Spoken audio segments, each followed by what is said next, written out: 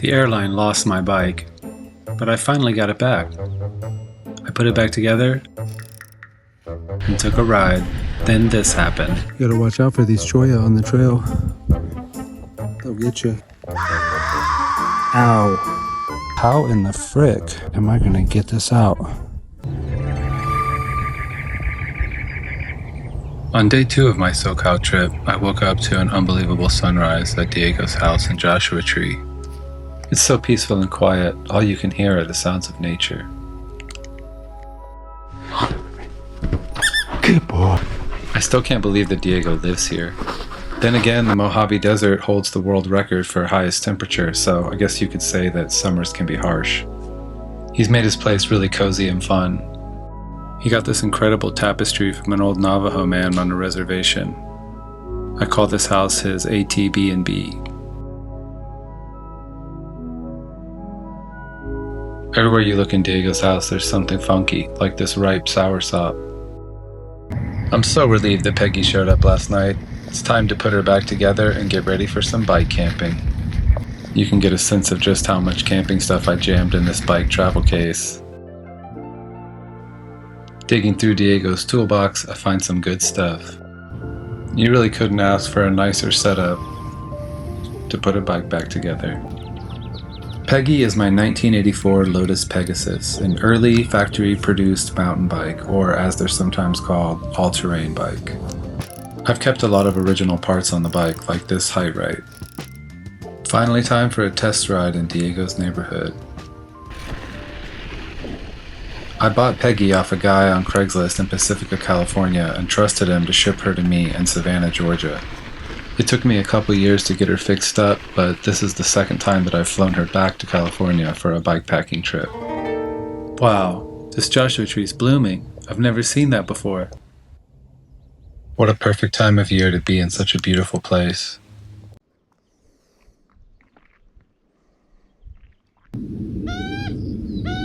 What's that? Campbell's quails.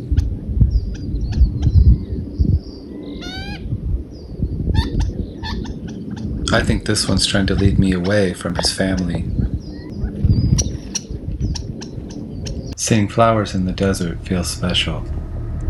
And speaking of desert plants, that's exactly when I ran into this giant Cholla cactus. You gotta watch out for these Cholla on the trail. They'll get you. Ow. I guess that Cholla spines have little barbs on the barbs that make them hook into you. The ones I just pulled out of my hand broke off and stayed in. How in the frick am I gonna get this out? Wow. I'm gonna have to sit down and do this.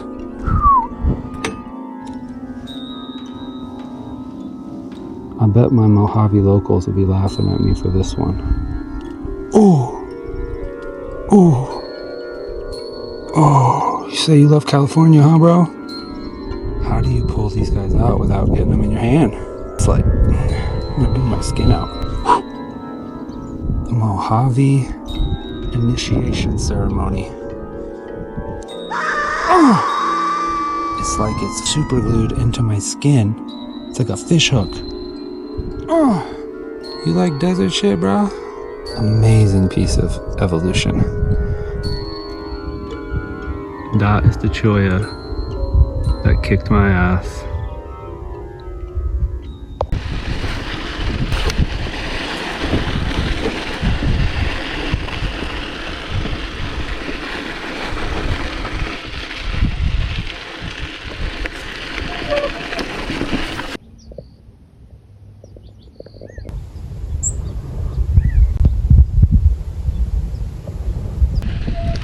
I made the mistake of cleaning my rims and brake pads before this trip.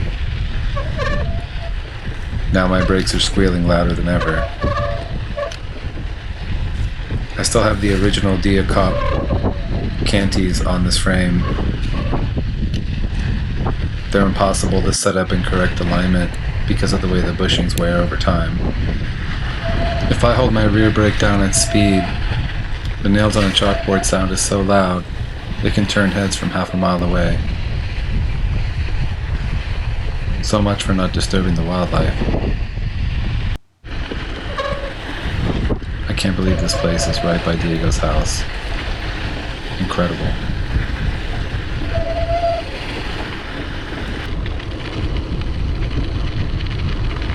What a fun neighborhood.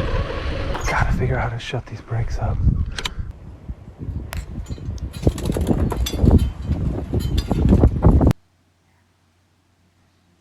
Oh look, it's the Gamble's quails.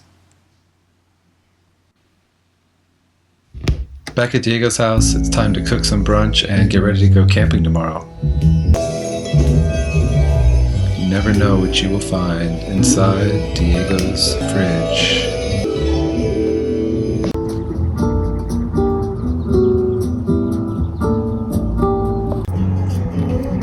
Kind of obnoxious. Diego gets a haircut. It's like the hairstyle's pivot. Shaking down the bag setup.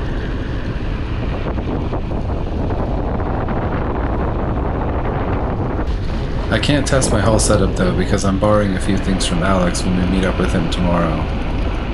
I hope it all works out. These are my favorite ones. The clubs.